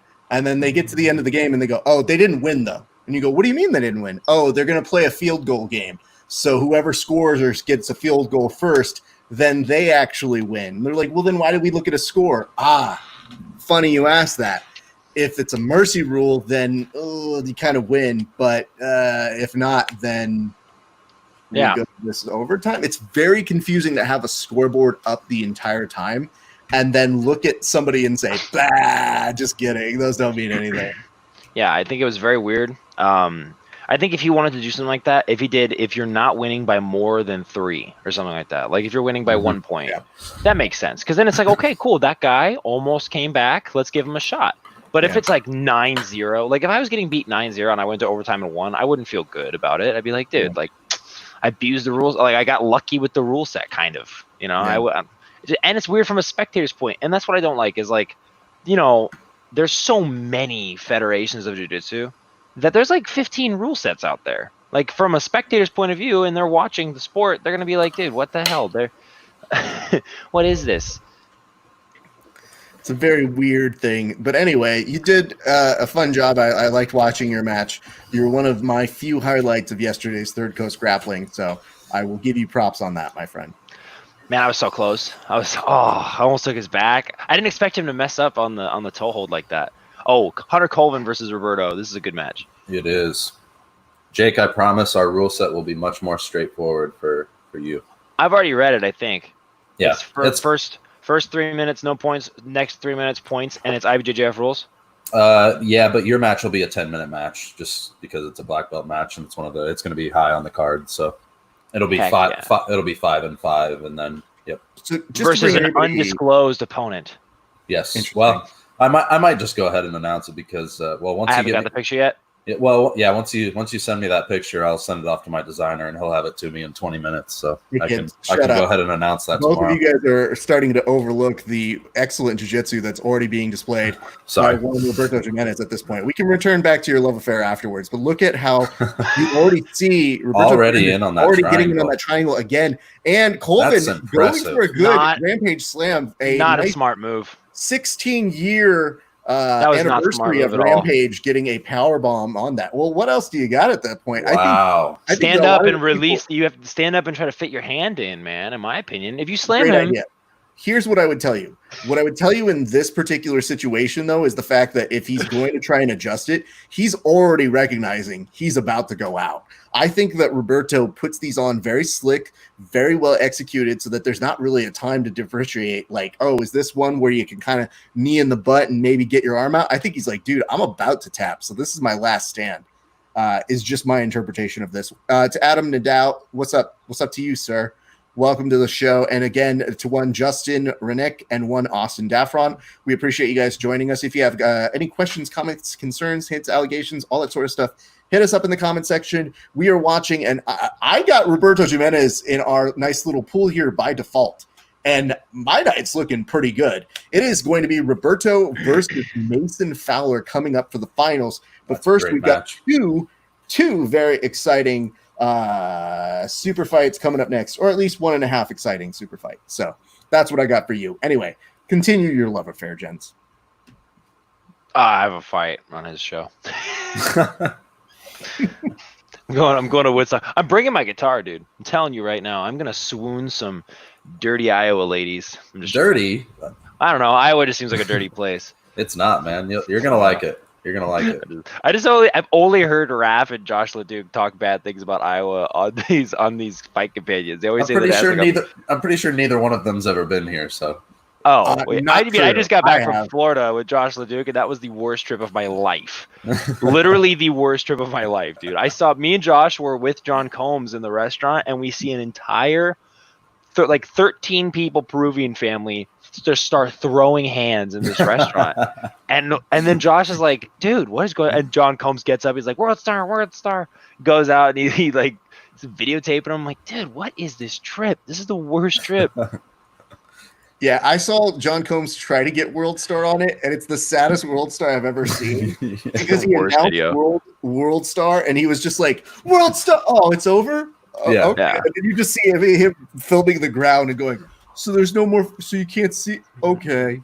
yeah, you got me all excited, Jake. I watched your story and you're like, check John Combs' story for the real fight. And then I go over to John Combs' story. I'm like, there was no fight. I didn't see shit. Because he didn't show me the quality of his video. He just said, dude, I just got the fight on video. And I'm like, awesome. I'm going to tell people to go watch it. That was quite the And exaggeration. then I watch it, and Yeah. I'm like, this is the worst fight video ever. However, Jake, your credibility as an Instagram storyist goes down when you don't prove these things. So it's all about your own reputation. And That's to Adam true. Nadal, it says, or anyone for that matter, miscompeting. I understand there's a lot of you who do, but there is a golden opportunity over at Jiu-Jitsu Woodstock or BJJ Woodstock that is happening over in Iowa. And it looks like we have Kevin, who is rejoining us. Oh, dude. Kev, are you good? Are you settled back in? Yes, I am. I missed something already. Okay. And here's the beauty of grappling versus UFC. Okay. If this UFC, they'd still be greasing up Hunter's face right now. We'd still be playing Avril Lavigne, making a real, Bisping's here to talk about something that's making sense. We'd be so far away from a fight, and I've somehow missed another Jimenez submission. You did. And here's the good news. We do have to do a toast. So at this point, I'm going to give it to young Jake Watson. You have to do the toast for one Roberto Jimenez. Please take it on. Roberto went out there, and you got another no-gi triangle. It seems to be a common theme. I look forward to you probably putting out a DVD on that one day, since you've triangled pretty much everybody you fought in no-gi, other than very recent Oh God, I can't talk. I just woke up from a nap, dude. But hey, congratulations, Roberto like Jimenez. Joe Exotic, Great work. Harness Tigers. You, sir, are the Triangle King. Cheers. You're welcome, Jake. Cheers. Oh my God, I was choked. I've heard of pit, well, metaphorically and also there, yes. But I would say this to you. I've heard of pitch hitting before, but never pitch drinking or pitch toasting. Kevin, well done. You picked that up. You saw this man was fledgling and you were like, nope, don't let the ball drop. I got this. I'm so tired. You guys don't understand. Literally, I'm running on dial-up connection right now with my brain. Any former lifeguard will tell you have two options. You can throw a floaty at someone, or you can jump in and grab them. That one was a jump in and grab. You enter at a 3 feet flutter surface opening, and he's welcome. But I do think the nickname the Triangle King should stick for now. I like it. I do want to point this out. Logan Hankins says, hype for BJJ Woodstock, Jordan. Rav gets a shitty Squirtle for his starter Pokemon. So just giving you guys that. But I will tell you, we now have another super fight on, and this is Jessica I versus Amanda Lowen. So very interesting. Of course, we had one Jessica I just competing last week in a UFC. How did she do? Wasn't a great fight. She almost won. She finished in the Jake Watson spot. Oh, dude. I gotta say that. Well, Jake, I think you know why he has to say it. It's because you came on the show and you called him old. And show your dog some attention, Kevin. But you got to give anybody props who's fighting a tiger like Calvillo right before this, because she's like MMA-wise known to be just brutal. It was a brutal fight. Ooh. This guy's like, you know what? It's time to get this softer side of this. I dig it. I just that type of chutzpah to me is impressive. Like grappling yesterday and now doing commentary. There you go, Jake. I'm impressed by you as well. Takes endurance. I won this when I met Amanda Lowen. This is all I won from Submission Underground 5. No money. I didn't get nothing else but a medal. Those look like they are maybe 30 cents a piece. Yeah, this is the worst. But the winner of the $10,000 cash prize, I'm going to mail them this. But then when they do, but that award is about the effort you put in and, the grappling side of things. And then really, if you try and quantify being in John Combs' highlight reel, it's priceless. It's just priceless. And that's why we fight. Kev, I would tell you this. It's like he has the exact opposite of the Hope Diamond. He's like, I've had this for 84 years. No blood was shed for this. Here you go. I fought Michael Brakefield for this. How did that match go? Ankle locked him. Nice. Very nice. On his broken foot. I found out he broke his foot and ankle locked him on it. I felt still bad. Counts. Nope. Yeah. Still counts. That's fine. It's his problem. No, it was his problem. I told him I was like, hey man, I'm sorry, ankle locked on your broken foot. He was like, oh, it's fine. I was like, yeah. Like it's kind of convenient you broke it on the same side. I like the ankle lock. He just like did not think I was funny. He was upset. You guys are in the similar tall category as well. So he's 6'4". He's gigantic. Compared to me, you're 6'4", so I understand what tall is. How tall are you, Jake? I'm 6'3". Okay. Jordan, what the fuck are you opening? I'm 6'3", 183. Jordan, what are you opening? I was ripping a label off of a water bottle. Thank you. I figured as much. It sounded like the world's worst Iowa fireworks were going off. Sometimes when that label stares at you wrong, you got to rip it off like a savage. So absolutely. And there. Hey, listen, there's 155. I'll let you come back to that in a second. There's 155 or 150 now left here, but we did get a share of our show right now by one Megan Johnson. So, Kev, would you do the honors to give her a toast? Megan Johnson, first woman in space. We love you. Thank you so much. Wait, really? Everything you've done. Absolutely. Megan Johnson was the first woman in space? Yep. Oh, that's awesome. Dude, Jake, how do you know all this stuff? Shut up. Jake, no, she wasn't. I'm just making up facts about people and toasting them. Calm down. I know a lot of stuff. It's through something called reading. You'll discover it. You're a few years away, I assume, with how pretty you are from having to acquire that skill. But one day. So the name of this match has mostly just been guard, not breaking it, and a very express route to overtime. The first woman in space was Sally Ride. Thank you.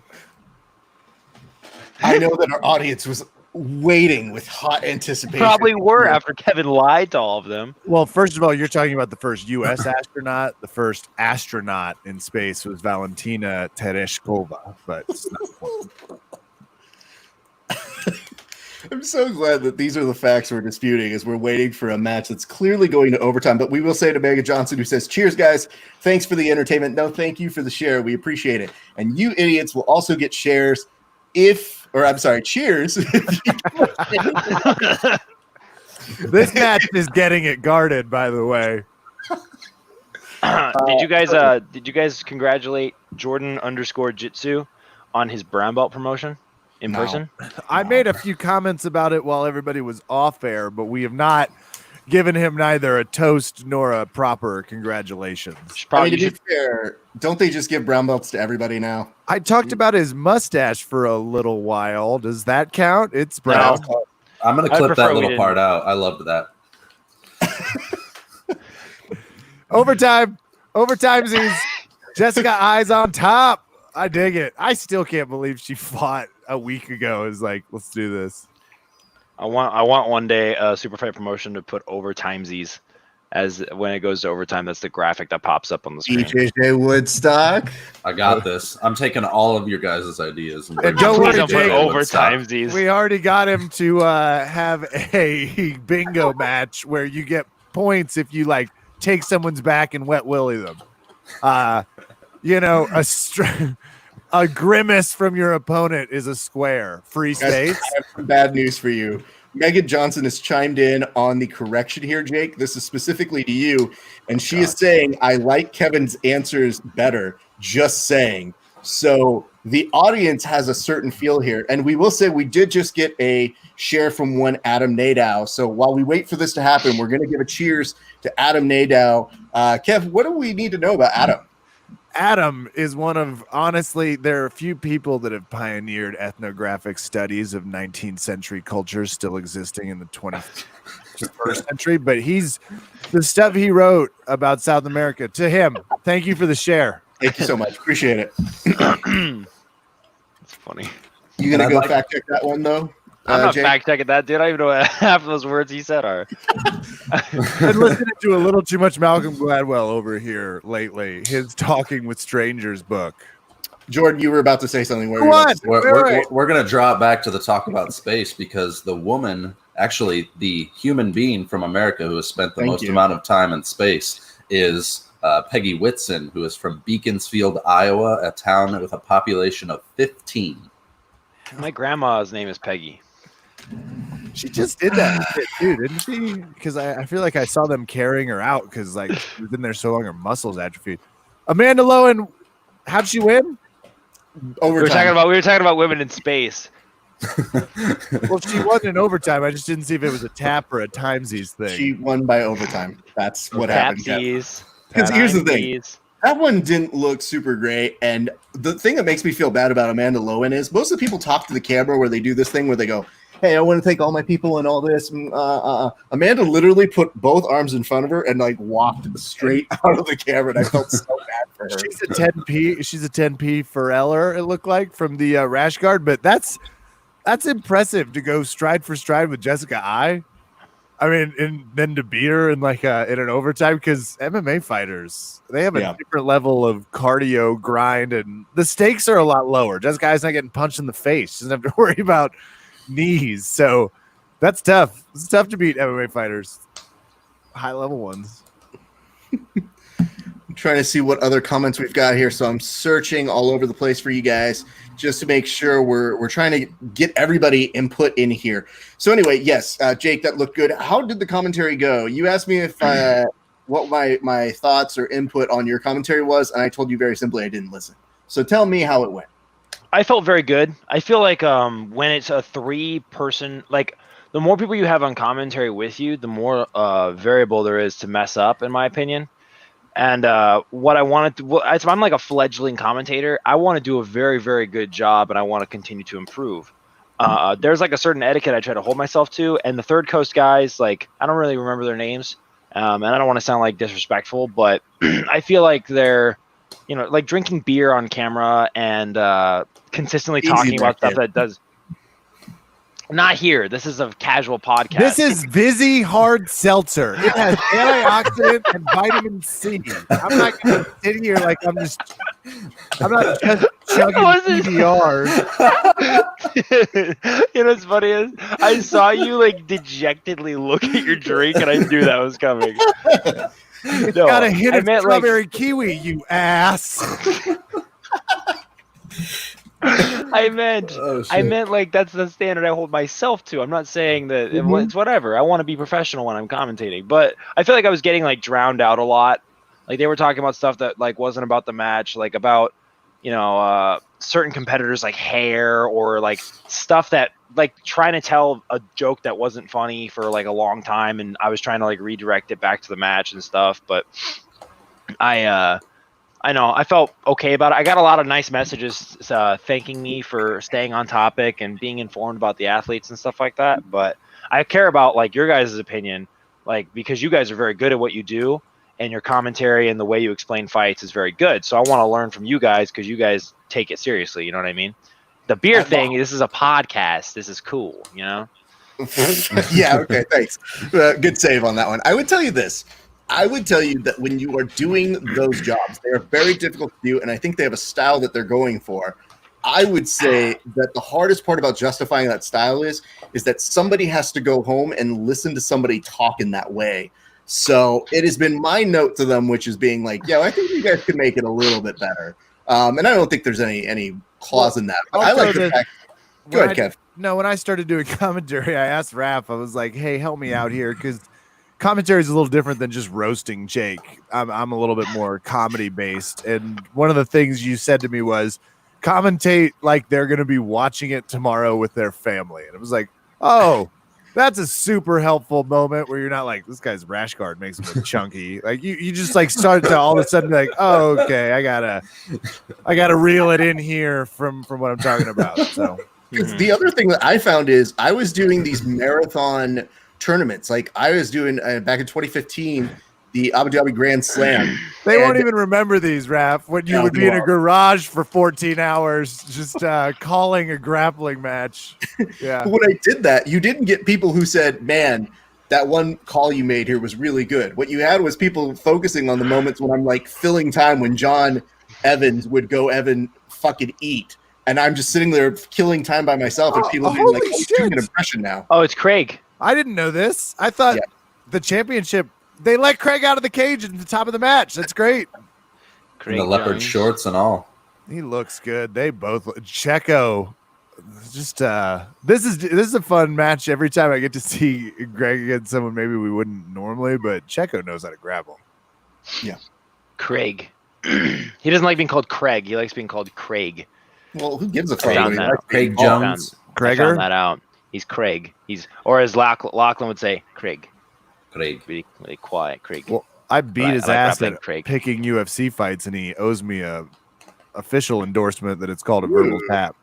Oh, he's on the arm. Look at him. I always like it. So one of these days, Craig's going to be like doing something to the arm like he would to the leg, and I'm excited to see it. It's going to happen.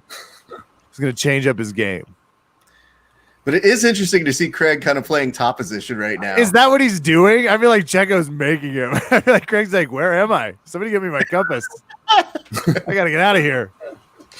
I feel like this is one of the things people have to do, though, versus somebody like Craig, is they have to put him in a position that he's not going to just get under their leg and freely heel hook them. Changing the I agree. I like this, like doing the boot scoot in. Mm-hmm. But now he's going to sit. Look, he's already...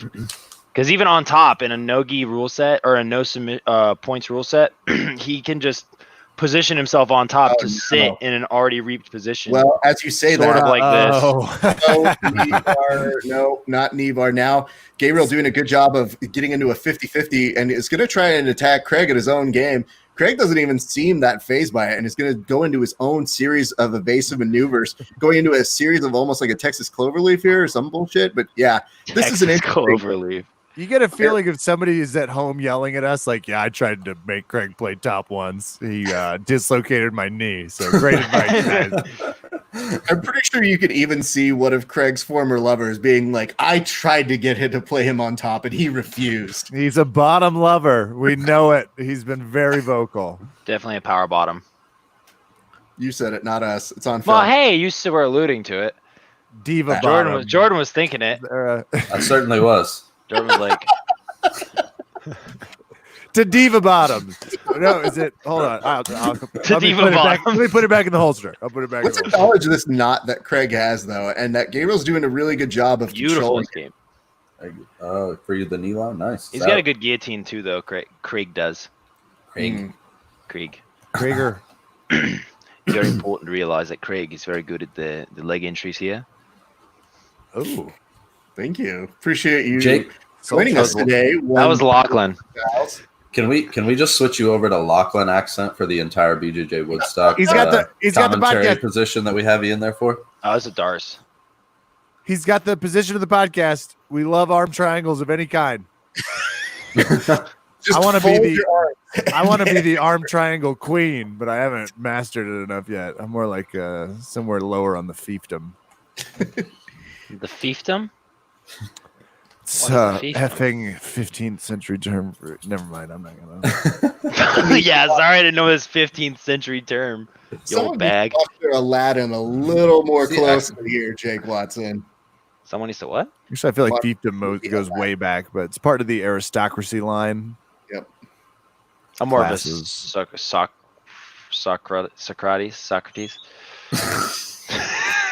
Fans of his frequently do struggle with his name. So crates. So great. You've seen Bill and Ted's Excellent Adventures, but you haven't seen Wayne's World 2?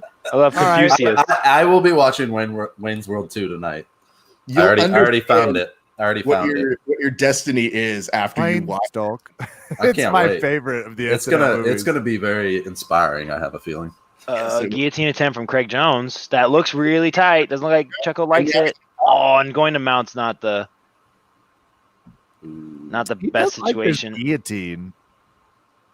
Craig might be able to pull Looking this like off Jake here. Watson last week. He gets in there all coiled like a snake. Oh, he let it go. Well, unfortunately, because now we're going to be going to overtime, so that's not bueno, my friends. If Oh, Craig- he loves him some overtime. yeah, I know. Overtime. Oh, is- For like a this. no-gi Ezekiel too. One of my favorites. I have a hidden secret of that for zesty wrestlers and white belts. Checco's mime punching him in the ribs, which I enjoy, but I enjoy good mime punching. A good mime punching. Overtime. All right, we now go to the overtime portion of the match that we are used to seeing with most Craig Jones matches if they go longer than a minute. Yes, Gabriel Checco lasting longer than Vinicius Magalhaes. Well, I mean- longer than Vinicius Magalhaes' knee tendons would allow, as well as ankles. And we were His supposed to entirety talk of to his leg. his orthopedist was supposed to come on, but he got busy. Definitely. Craig already in with a very strong control to begin with. However, I wonder if he's able to get around the hair of one Gabriel Checco here. It's looking pretty solid in terms of a rear naked choke, and he gets the tap right now. Ooh. So now they're going to reverse, and you're going to see Checco get the opportunity to attack Craig. Let's see how this plays out. That's a short amount of time he was able to do it in, too. 16 seconds. It looks like. Yeah, Gregor. He's gonna have to simply go for it and squeeze. excellent analysis. This is going to get you back on commentary in no time. Yeah, I'm sorry. This is not my brain's not working correctly. No, your spatial awareness is okay. And it looks like Craig is already out. He There you wins, go. right? Checco's like, that was fun. Thank you for not breaking my leg. Have a lovely night, everybody. Overtime. What is your guys' opinion on an EBI rule set? Dig it. I don't think every match. Previously, we mentioned I don't think every match warrants an overtime. I think if you have an overwhelming just destruction of another human being, let's just call it. But by and large, I think it's the most efficient way to end a match that we've seen in grappling. A tournament, per se.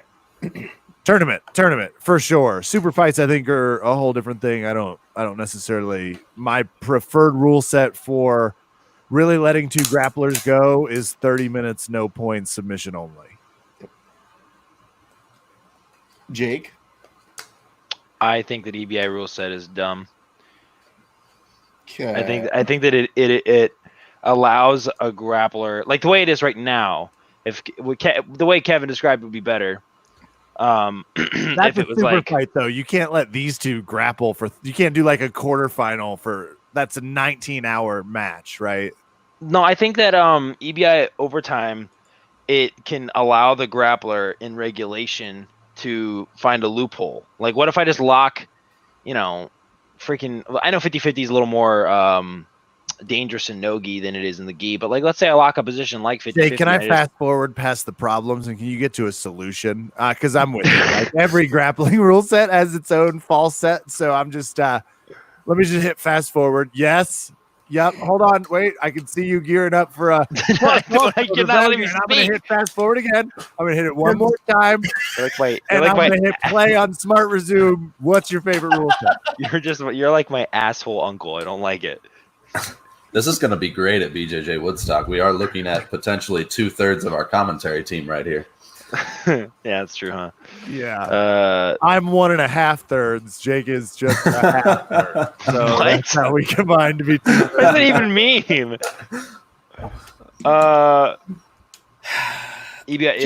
Here's what I would tell you, though. In what we see here, we were looking at the point set from yesterday, I don't want to see that happen all the time. That's fine if they do it at Third Coast Grappling.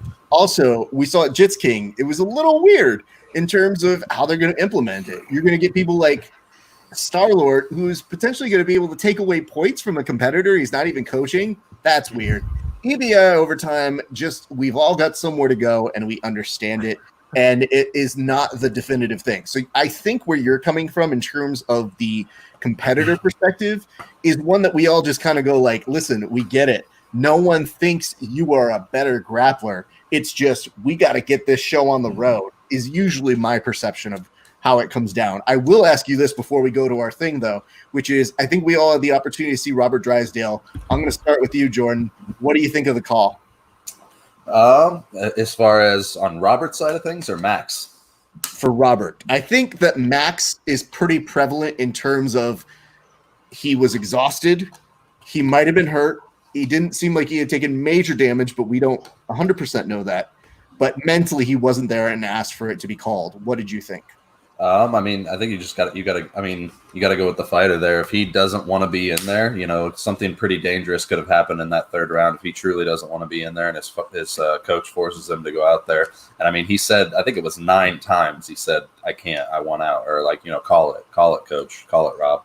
And I know that's probably a really, really hard thing to do, especially in your UFC debut. You want to, be the guy that goes out on his shield. But I actually had a lot of respect for him for making that call and taking himself out of the fight if he really didn't want to be in there for that third round.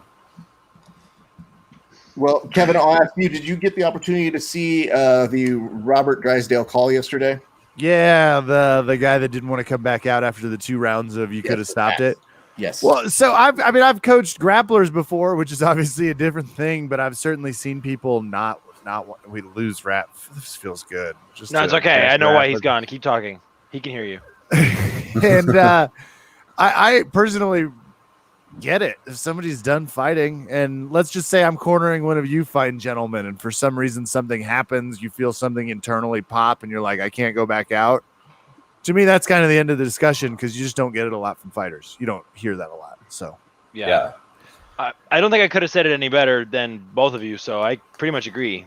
When you're a coach, you're trying to do what's best for your fighter. I think Robert, what he's catching a lot of flack for is that he over and over, like he may have just been really trying to bring it out of his fighter. You know what I mean? Of trying to like bring out the inspiration or whatever. But eventually, I mean, like the guy looked pretty defeated.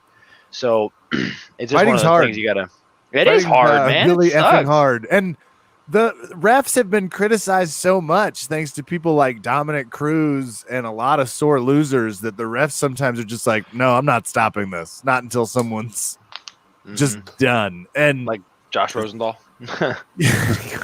and there was some consternation that that the fight should have been stopped, but it's like he took it on 6 days. He gave it his best. He was getting royally his ass kicked, and he was done. And frankly, I get it, but I don't have as much credit. Robert Drysdale's been in the industry for 1,000 years. He's in your corner for a reason, you know. Yeah. All right. We got the finals kicking off here. Snap. I feel like Roberto Jimenez is going to triangle someone again. It's just my a professional assessment after watching the first few matches. I think Mason and them. I don't know if Mason and him have fought before, but I know Mason is the only athlete that was in the 8-man tournament that actually actively participated in ADCC. Correct. So he does have, I think, that behind him. But I think that his key to victory is going to be weather the storm. He needs to just defend. Don't attack too much until Roberto settles into a flow. Looks like thus far that is the game plan for him. Every time Roberto goes for that flying guard pull, he just does a really good job of stepping out. I mean, this is an interesting quandary for somebody who's a little bit more wants to stand up with you based. So we might get a nice little peek into how it is that Roberto does with somebody who wants to stand up and keep it like that, as opposed to pulling guard. Raph is gone. Well said, again. Raph. And mic drop. This is Like internet connection. Oh shit!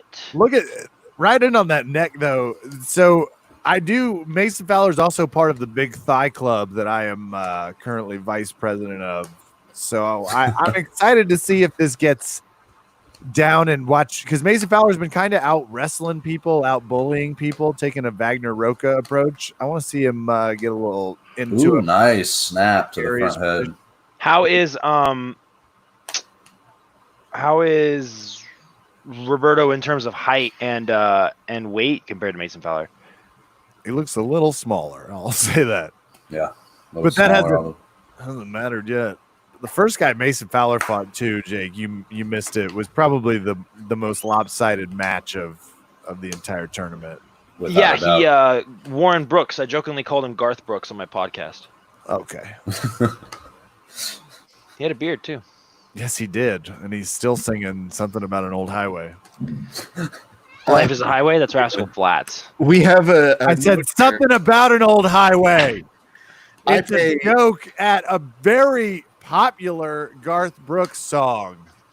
I pay Cuddly Bib. I don't even know Much if that's too young. Hello, apologies. Rap. Sorry. Says, I'm who angry. win, Craig or Checco? And that would be Craig. He won in very, why not, enough fashion. And instead, right now, we are watching the results happen before our eyes of one Roberto Jimenez versus Mason Fowler. It is 2:12 left to go in this match, and we are seeing now Roberto Jimenez just being like, hey, dude, are you sure you don't want to just pull guard with me? It's fun. Everybody wants to do it. Mm-hmm. Let's play a game called Weave Past My Legs Dicily. Nothing wrong here. Just come in for a side control pass.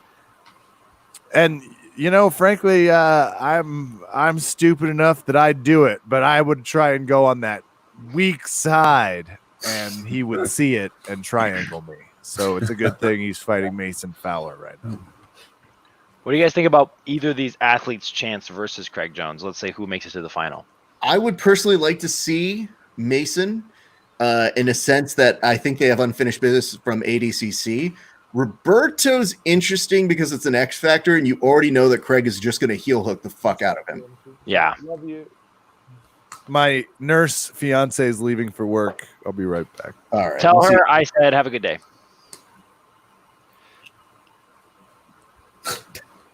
He didn't pop back in for that one. I was about to say, well, that wasn't meant to be a juicy joke. enough. I was trying to actually be friendly. No, I know. Yeah, I'm not telling her anything about you and your young face, but thank you. I was just to have a good day. It was the way you said it. Everyone heard it. No one thought anything of it. Everybody thought that you were an angry old man like Oh usual. no, man. I am. Ooh, look at this. Mason Fowler just trying to put in a little bit of heat on that neck for one Roberto Jimenez rally. Well, to Jake's point earlier, this feels like Mason has a strategy of let's get to overtime. Yeah. Wow. That was a big snap down. Yeah. Huge. Mason That was a snaps big in this snap match down. are incredibly impressive. That's 3 of them now, and 2 of them led directly into front headlocks. He's a strong boy.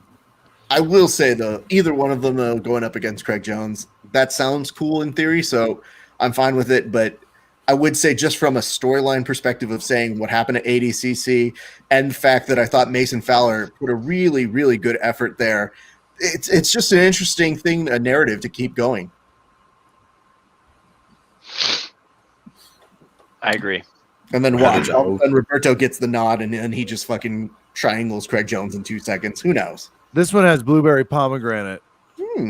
Different. We are in overtime. Winner gets this. Let's go. And a shot at Craig Jones.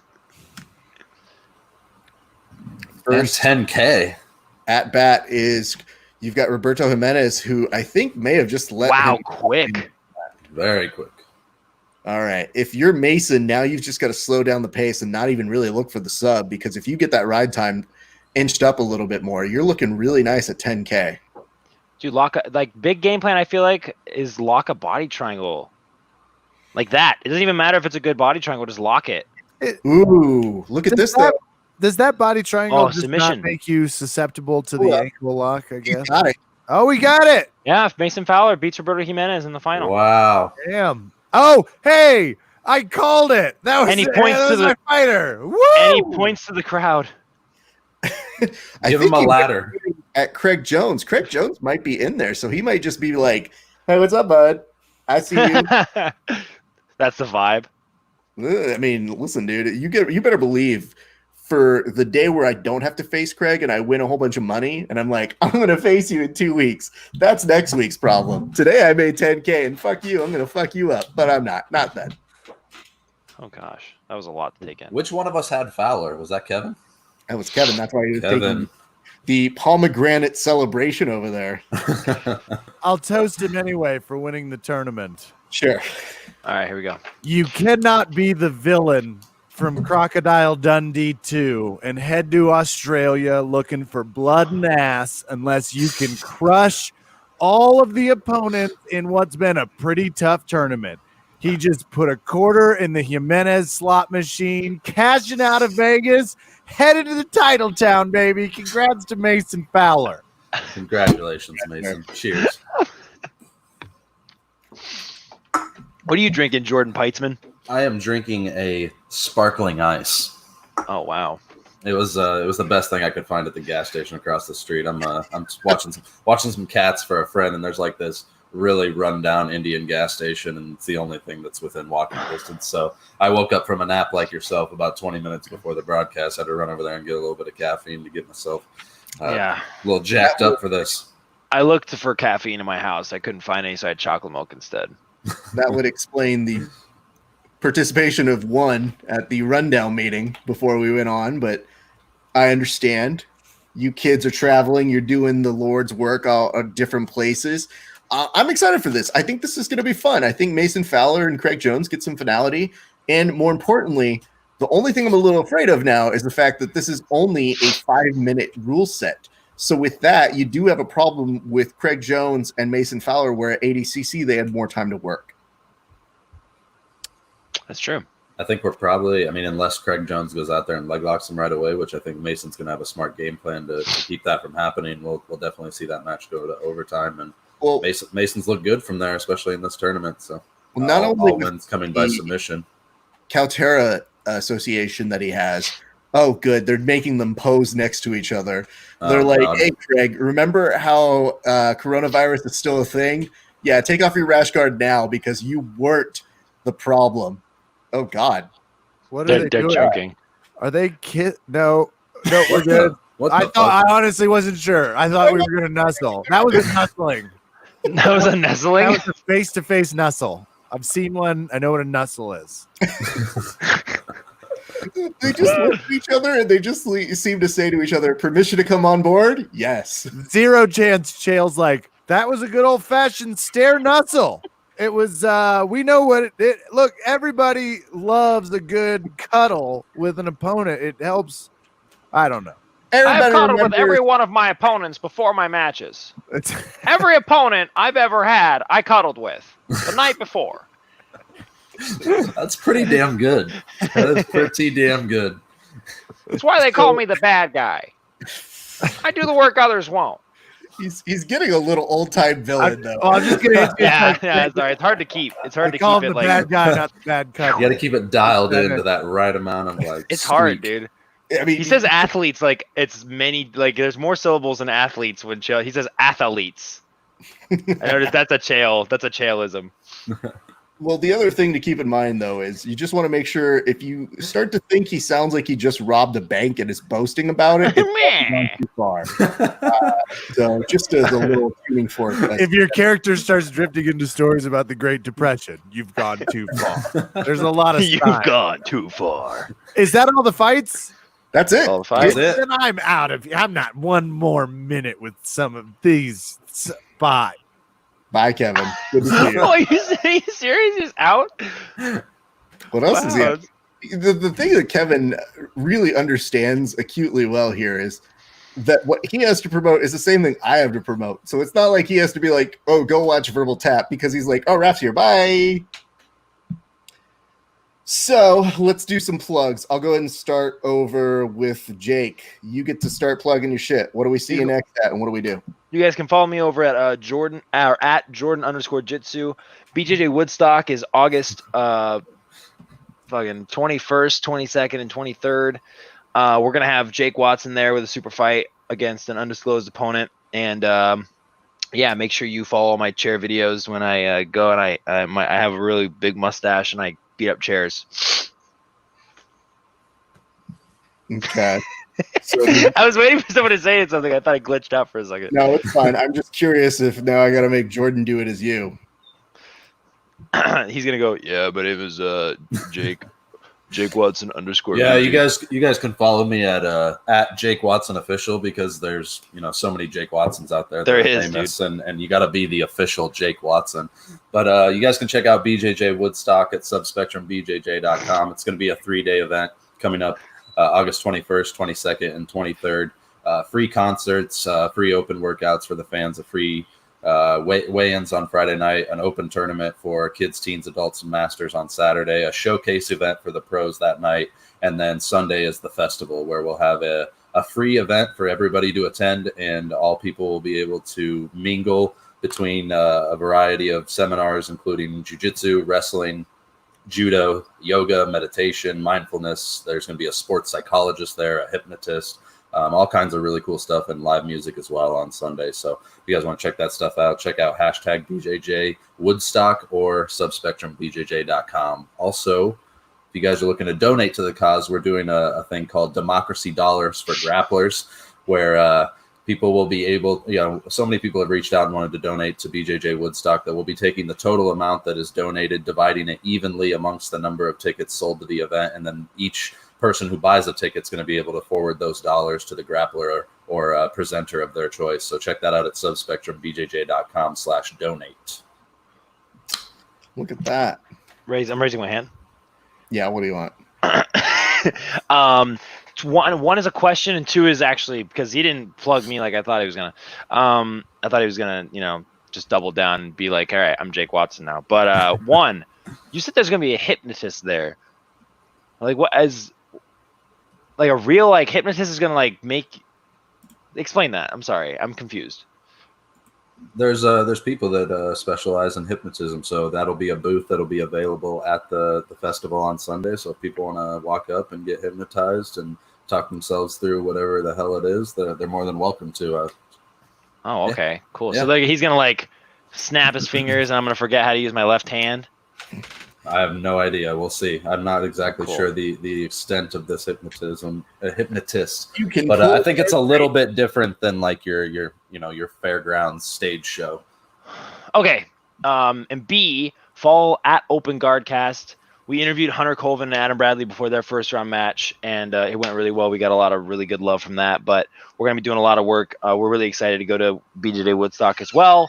We're going to have new episodes all the time, and shout outs to Verbal Tapcast and Grappling Hour for having us on and letting us be, well, at least letting me be an idiot on the internet for like, I don't know, an hour and something.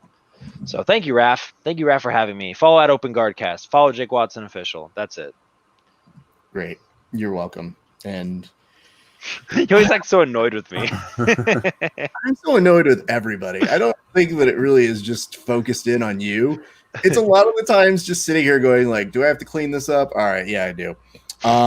All right, gentlemen, why don't you go ahead and stick around? I'm going to talk to you once we get off air. I'm just going to close up this little thing real quick, and then we can go from there. But to you guys, thank you so much for tuning in on today's Submission Underground telecast. We've had a great time talking with you guys. We hope you enjoyed the show. If you like us, give us a subscription on YouTube. Give us a like and a follow on the Facebook. You can also give us some love on Twitch, Periscope, Twitter, and Instagram, all at Grappling Hour. And of course, this week, Kevin and I are going to resume doing Verbal Tap Cast. We're going to have our thoughts on the Drysdale call, as well as all the other things, including this event, with some extra special bonus material that you didn't hear today. So that's what I got for you guys. And we will continue our hashtag Save Jiu-Jitsu Gym series later this week. I'm going to take a day off tomorrow because I deserve one. Damn it. I work hard for my goddamn money here. Also, I'm just, let's be real. You guys see enough of me. So you saw yesterday, you saw today. Hope you enjoyed these telecasts. Give love to all of the people on our show. Give love to BJJ Woodstock. That's going to be a very fantastic event that we look forward to, especially once Jordan himself will get to look and see what the hell happens in Wayne's World 2. He will be better informed and ready and knowing what to do in that realm. My name is Rafa Esparza. Thank you so much for tuning in. We'll catch you next time. It's been a great day.